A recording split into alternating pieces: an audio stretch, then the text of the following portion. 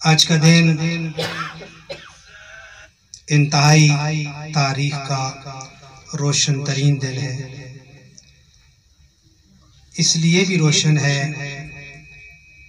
کہ ہمارے چہاردہ انوار مقدسہ میں سے شک ہی نہیں ہے کہ ہر معصوم باب الحوائج ہے. اس میں کیا بات ہے. لیکن جن ازواج کو باب الحوائج ہونے کے عنوان سے پہچانا جاتا ہے ان میں سے ایک ہستی امام موسیٰ کاظم علیہ السلام کی ہے. خوش نصیب ہیں دوست فرما رہے تھے، بہترین تعبیر تھی.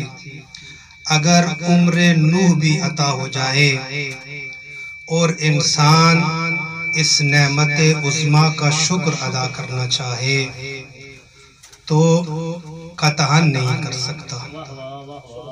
شک ہی نہیں ہے کہ انسان، اس لیے کہ یہاں پر ایک نقطہ ہے، میں موضوع کی طرف آؤں جو استفادہ کیا ہوا آپ کی خدمت میں عرض کر رہا ہوں. کیوں شکر نہیں ادا کر سکتا؟ عمر نوح اگر مل جائے، اگر ہم عمر نوح کو تاریخی لحاظ سے دیکھیں تو یہ 25 صدیوں پہ محیط ہے. اگر اس کو نص قرآنی میں دیکھیں تو یہ تقریباً 950 سال کا زمانہ بنتا ہے، جس کو جمع کر کے یہ تعبیر رکھی گئی ہے کہ یہ 950 سال کا زمانہ خالصتاً تبلیغ کا زمانہ ہے. کل عمر جناب نوح کی 25 صدیاں ہیں. اب 25 صدیاں یہ حقیقت ہے، یہ واقعیت ہے، بلکہ 100% واقعیت ہے. اگر عمر نوح کو حالت سجدہ میں اس نعمت عظمیٰ کے شکر کے لیے انہی کے لفظ بسر کر دیا جائے، گزار دیا جائے تو بخدا شکر ادا نہیں ہوتا.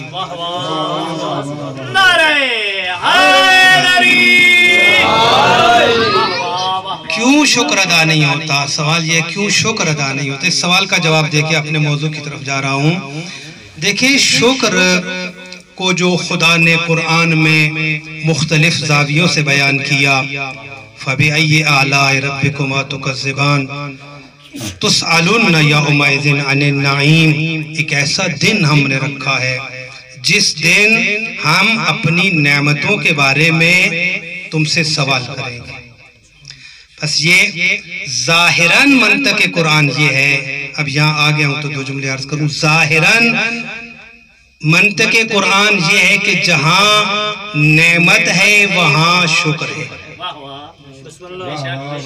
نعمتوں کے لیے فرمایا ان تعدوا نعمت اللہ لا تحصوها. میرے بندو، اگر تم میری نعمتوں کو کاؤنٹ کرنا چاہو، گننا چاہو، شمار کرنا چاہو، حساب کرنا چاہو، لا تحصوها، کسی بھی صورت میں تم ان کا شکر حساب نہیں لگا سکتے، کاؤنٹ نہیں کر سکتے. اب دیکھیں، صرف سوال کے جواب کے لیے یہ تمہید میں نے باندھ دی. دیکھیں، نعمتیں لا تعداد ہیں. ہر نعمت شکر چاہتی ہے. جب نعمتیں لا تعداد ہیں، اس کا معنی یہ ہے کہ لا تعداد شکر چاہیے. اب چونکہ یہ ہمارا موضوع میں نہیں ہے، لہٰذا ہم کسی جگہ سے اس کی طرف آ جائیں گے. انشاءاللہ میں شروع کرتا ہوں. نعمتیں لا تعداد شکر کا تقاضا کرتی ہیں. اب ایک انسان لا تعداد کو لا تعداد بجا لا سکتا ہے. تعداد جو خود معدود ہے وہ لا تعداد کو بجا نہیں لا سکتا. پس نعمتیں بھی لا تعداد ہیں، شکر بھی لا تعداد چاہیے. ایک ہی جملہ کہہ کے موضوع کی طرف جاتا ہوں. اگر نعمتیں لا تعداد ہیں، ہر نعمت تقاضائے شکر کرتی ہے، تو پھر میرا سوال یہ ہے کہ جس نعمت کی ہم بات کر رہے ہیں، انت من نعم لا تزاحا، یہ وہ نعمت ہے جس کے صدقے میں نعمتیں پیدا کی.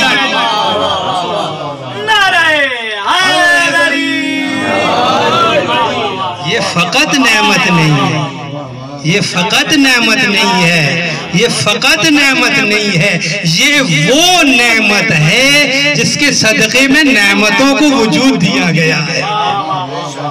اب اگر ہر نعمت شکر چاہتی ہے تو جس کے صدقے میں نعمتیں پیدا ہوئی وہ نعمت کتنا شکر چاہتی ہے۔ اب یہاں پر خدا نے یہ نہیں کہا کہ تم نعمت عظمیٰ کا شکر نہیں ادا کر سکتے، خدا نے اس انداز میں بیان کیا میری نعمتوں کو شمار نہیں کر سکتے۔ کیا مطلب؟ یعنی جو کچھ نعمت عظمیٰ کے ذیل میں آتا ہے اسے تم شمار نہیں کر سکتے۔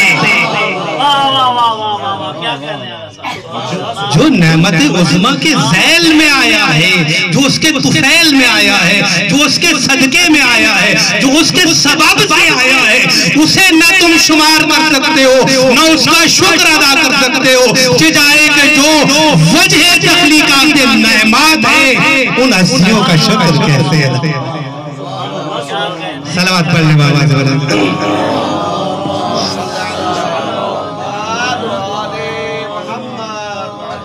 خوب فرمایا ہم نعمتوں کا اور خصوصاً اس نعمت کا شکر ادا نہیں کر سکتے۔ اگر نہیں کر سکتے تو کیا کریں؟ موضوع کی طرف جاؤں، کام از کام میں کوشش کروں گا ذیل موضوع میں اس بحث کو تھوڑا سا ٹچ کروں گا۔ کام از کام تشنا نہ رہ جائے، بات ادھوری اور ناقص نہ ہو۔ کام از کام احساس شکر ہر وقت ہونا چاہیے،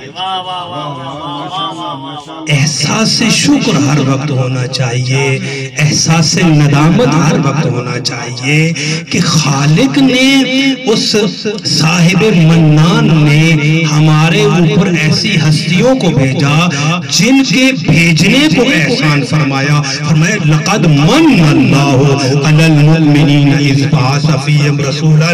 جب پیغمبر کو خدا منت کہہ رہا ہے، احسان کہہ رہا ہے، تو جو اجزائے محمد ہیں وہ بھی احسان خدا ہے ہمارے اوپر۔ جب خدا احسان فرماتا ہے تو ان ہستیوں کو ہمارے درمیان وجود دیتا ہے، ظاہر فرماتا ہے۔ بس جن کا وجود احسان ہو ان کی زندگی کے اعمال اور افعال کیا ہوں گے؟ جن کا وجود کائنات کے لیے احسان، جن کا اپنا وجود کائنات کے لیے خدا کی طرف سے احسان ہو، بس حل جزاء الاحسان الا الاحسان۔